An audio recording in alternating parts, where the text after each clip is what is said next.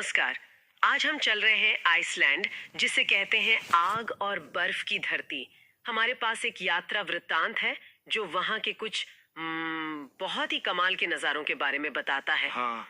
तो आज हम समझने की कोशिश करेंगे कि आइसलैंड में ऐसा क्या है जो उसे इतना अनोखा, मतलब लगभग किसी दूसरी दुनिया जैसा बनाता है। बिल्कुल। और शुरुआत कहाँ से करें? शायद यूरोप के सबसे शक्तिशाली झरने से, डेटीफॉस। हाँ, डेटीफॉस। जो हमने पढ़ा उसके हिसाब से तो हर सेकंड हजारों गैलन पानी गिरता है वहाँ। आवाज इतनी जबरदस्त है कि दूर तक महसूस होती होगी। सोचकर ही रोंगटे खड़े हो जाते हैं। हाँ, प्रकृति की असली ताकत का नजारा है वो। ये ताकत तो है ही, पर आइसलैंड में ना एक अजीब सी कलात्मकता भी है। जैसे वो स्वाटी फॉल्स झरना। अच्छा, काला झरना। हाँ, उसके पीछे वो जो काले हेक्सागोनल बेसाल्ट के खंबे हैं, क्या गजब दिखते हैं। बिल्कुल सही। वो बेसॉल्ट कॉलम्स जो असल में लावा के ठंडे होने से बनते हैं। हाँ, उनका आकार इतना नियमित है, मतलब लगता है जैसे किसी ने तराश कर लगाया हो। पर हैं सब प्राकृतिक। है ना कमाल। और वृतांत में ये भी था कि इसी डिजाइन से देखिए आइसलैंड के आर्किटेक्चर को भी प्रेरणा मिली है। वाह, प्रकृति सबसे बड़ी डिजाइनर है। सही कहा। और ऐसी ही एक और छुपी हुई जगह का जिक्र है, स्टुडला गिल कैनियन। इसे तो छिपा हुआ खजाना कहा गया है। हाँ हाँ, वो हाल ही में ज्यादा लोगों को पता चली है। कल्पना कीजिए, विशाल सीधे खड़े बेसाल्ट कॉलम्स की दीवारें और उनके बीच से बहती हुई वो फिरोजी, मतलब टर्क्वाइज रंग की बर्फीली नदी। कितना सुंदर। लिखा है कि गर्मियों में उसका नीला रंग सबसे ज्यादा साफ और चमकदार दिखता है। एक तरफ कठोर चट्टाने, दूसरी तरफ वो नरम चमकीला पानी। बड़ा मजेदार कॉन्ट्रास्ट है। इस ठंडे शांत नजारे से एकदम अलग आइसलैंड अंदर से उबल भी तो रहा है, जैसे वो हवेरिर का इलाका। हाँ, भूतापीय क्षेत्र, जियोथर्मल। हाँ, जियोथर्मल। उसका वर्णन पढ़कर तो लगा जैसे मंगल ग्रह पर आ गए हो। बिल्कुल, धरती के अंदर की गर्मी जहाँ बाहर निकल रही हो। उबलती हुई जमीन, भाप के बादल, बाप रे। खौलती हुई मिट्टी के कुंड, और वो सल्फर की गंध, वो भी हवा में फैली रहती है। अजीब ही दुनिया होगी वो। नजारा भी एकदम बंजर, नारंगी भूरा सा।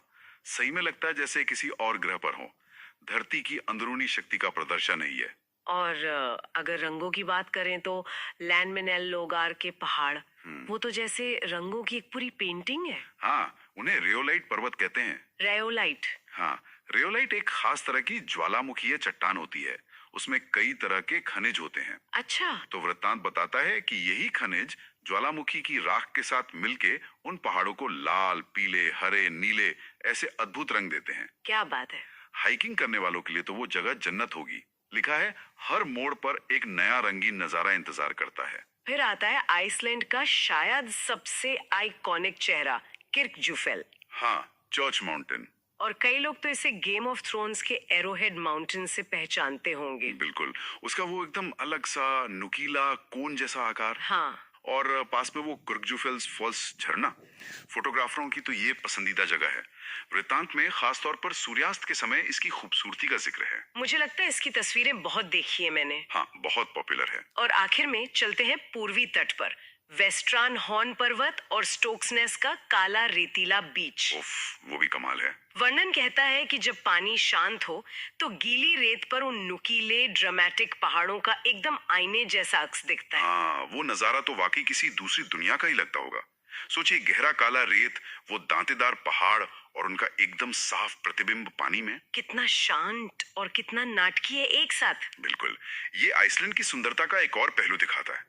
कभी बहुत शक्तिशाली, कभी एकदम शांत और अद्भुत। तो कुल मिलाकर इस यात्रा वृत्तांत से ये तो साफ है कि आइसलैंड जाना सिर्फ सुंदर नजारे देखना भर नहीं है। नहीं, बिल्कुल नहीं। बल्कि हर कदम पर हैरान होने जैसा है। वो ताकतवर झरने हो या रंगीन पहाड़ या फिर वो उबलती हुई जमीन। हाँ, उसमें एक लाइन थी जो सब कुछ बयां कर देती है। मुझे याद है, हम जानते थे कि आइसलैंड खूबसूरत है, पर ये इतना खूबसूरत है इसका अंदाजा नहीं था। बिल्कुल, यही एहसास। और शायद इसी सोच के साथ हम अपने श्रोताओं को छोड़ सकते हैं। जब हम प्रकृति की ऐसी अनोखी, चरम और कभी-कभी तो डरावनी सी लगने वाली रचनाएं देखते हैं, तो मन में आखिर कैसे सवाल उठते हैं? क्या ऐसी जगहें हमें अपने इस ग्रह को एक नए नजरिए से देखने पर मजबूर करती हैं? सोचने वाली बात है।